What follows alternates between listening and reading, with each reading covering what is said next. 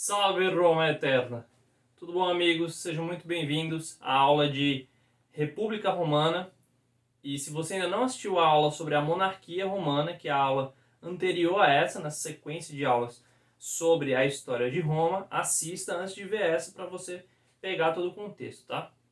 Então vamos lá, você deve estar vendo agora na sua tela uma imagem mostrando a cronologia de Roma. Então você pode perceber que Roma, ela primeiro tem um período de monarquia, que foi o período que eu abordei na aula anterior, né? Que esse período vai desde a origem, desde a fundação até o ano 508 a.C., né?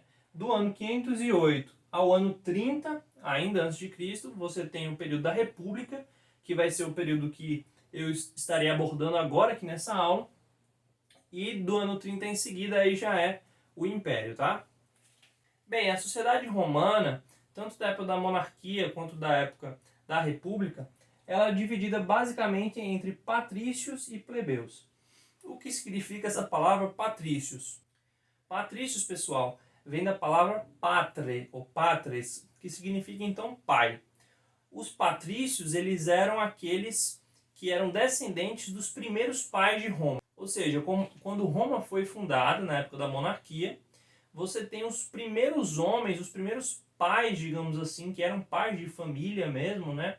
Aqueles homens mais velhos, que tinham esposa e tinham filhos, eles se tornaram então a elite de Roma, a aristocracia, aqueles que eram detentores das terras, os proprietários de terras. Então, seus descendentes, ou seja, filhos dos pais, como a gente chama hoje em dia, né? Ah, ele é filhinho de papai, né, tal. Então, esses seriam os patrícios, tá? Então, patrícios está ligado à propriedade de terra, aquele cara que é proprietário de terra, e ele está numa ala ali de elite, ou seja, a aristocracia da sociedade romana. Já os plebeus seriam o resto da população, o grosso ali, né?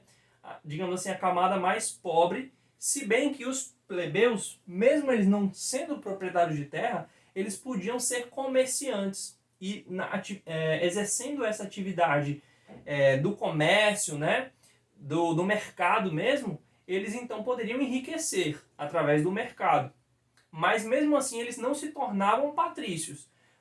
O plebeu, mesmo que ele fosse um plebeu rico, comerciante, que tivesse muito dinheiro, mas como ele não tinha essa linhagem aristocrática e não era proprietário de grandes terras, então ele não era patrício. É importante perceber aqui que a sociedade romana ela está baseada então na cidadania, ou seja, aquele que é um cidadão romano.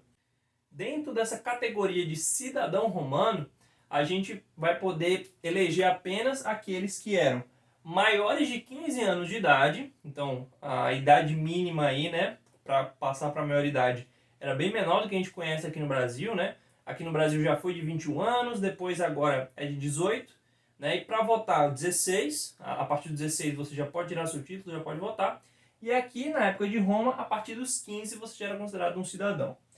Além disso, você precisa ser um homem livre, tá? Precisa ser um homem livre, ou seja, aquele homem que ele, por causa de dívidas ou por causa da guerra, acabou caindo na escravidão, ou seja, pertencendo a outro homem, ele já não era considerado cidadão, ele era considerado um escravo, que inclusive os escravos eles podiam ter ocupações boas, digamos assim. Eles poderiam ser artistas, eles podiam ser músicos, eles podiam exercer diversas funções, não só a função, digamos, braçal, difícil mesmo. Eles podiam exercer funções que fossem mais intelectualizadas, mais artísticas, mas ainda assim continuavam sendo escravos, não tinham direito à cidadania. Além disso, você precisava ser nativo, ou seja, daquela região do Lácio ali, que é a região original de Roma. Então, estrangeiros da África, da Ásia, da Grécia não eram considerados cidadãos romanos, justamente porque não eram nativos. E precisava ser o sexo masculino, então as mulheres estavam aí eliminadas, apenas homens. Ok, na estrutura política da República Romana, a gente tem a instituição mais poderosa, mais importante, mais duradoura e mais conservadora, mais tradicional da República, né, da história de Roma, que é o Senado. O Senado ele existia então desde a época lá da monarquia, ele vai durar a República inteira e depois também o Império, tá? É importante notar que o lema de Roma, que estava ali nas suas bandeiras, SPQR, significa o quê? Senatus populusque Romanus, ou seja, o Senado e o povo de Roma. Esse povo que ele está falando aí são os cidadãos, tá? E o Senado é justamente essa instituição política em que um corpo de 300 membros, 300 senadores, eles governavam toda Roma. O Senado ele não era só uma instituição legislativa, ele também tinha funções judiciárias e funções executivas. Então o Senado ele dividia aí parte dos poderes com os magistrados. Os magistrados a quem eu estou me referindo, então, são esses aqui que estão em azul. Mas antes da gente passar propriamente por eles, vamos falar das assembleias. O que eram as assembleias? As assembleias era a parte democrática da República Romana. Então os plebeus, aqueles que eram cidadãos, obviamente, podiam então, através das assembleias, ter a sua participação no sistema político. As assembleias eram três. Você tinha as assembleias das tribos, as assembleias populares e a assembleia também centuriata. Essa assembleia centuriata é importante. Esse nome centuriata ele vem de centúria, ou seja, está ligado a um regimento de 100 soldados. Então, essa assembleia ela tem um caráter mais militar, está voltado para aqueles que eram do ramo militar, das Forças Armadas. A Assembleia Popular, como o próprio nome está dizendo, do povo mesmo, e a Assembleia das Tribos também era uma assembleia que pegava ali proporcionalmente as tribos principais ali de Roma. Para ser um magistrado, ou seja, para estar apto para participar aqui de um desses cargos, você tinha que primeiro passar por um serviço militar obrigatório, e esse serviço precisava durar 10 anos. Então, antes de ser qualquer um desses cargos aqui, qualquer pessoa, então, qualquer cidadão de Roma, ele precisava necessariamente ter passado pelo exército durante 10 anos. Para você perceber como a sociedade romana era uma sociedade extremamente militarizada. Aqui nas assembleias das tribos, então, você tem a eleição dos edes e dos questores. Os edes e dos questores, eles vão cuidar de várias partes mais burocráticas, tributárias. Seriam os funcionários públicos de hoje em dia, os funcionários da Receita, né? Toda essa parte mais tributária, financeira, bem burocrática mesmo, administrativa. Importante aqui, ó, pessoal, esses cargos que estão aqui nessa linha aqui, ó, edes, questores, tribunos e cônsules, eles tinham mandatos de apenas 1 ano. Então, você era eleito como edes, passava 1 ano e precisava de uma nova eleição. Quando terminava o mandato de um determinado político ali, de um determinado magistrado, ele não podia se reeleger logo em seguida. Ele tinha que esperar pelo menos 1 ano para poder ser eleito novamente para algum outro cargo. E, no caso, durante esse 1 ano que ele esperava para poder ir para outro cargo, né, outra função, ele poderia passar ali por alguma acusação judiciária, que ele não exerceu bem o seu cargo, que ele se envolveu com alguma coisa corrupta e tal. E nesse momento é que eles acabavam se dando mal. Esses outros que estão aqui, ó, mais abaixo, os pretores, os ditadores e os censores, eles vão ter diferentes tempos, diferentes períodos aí de mandato.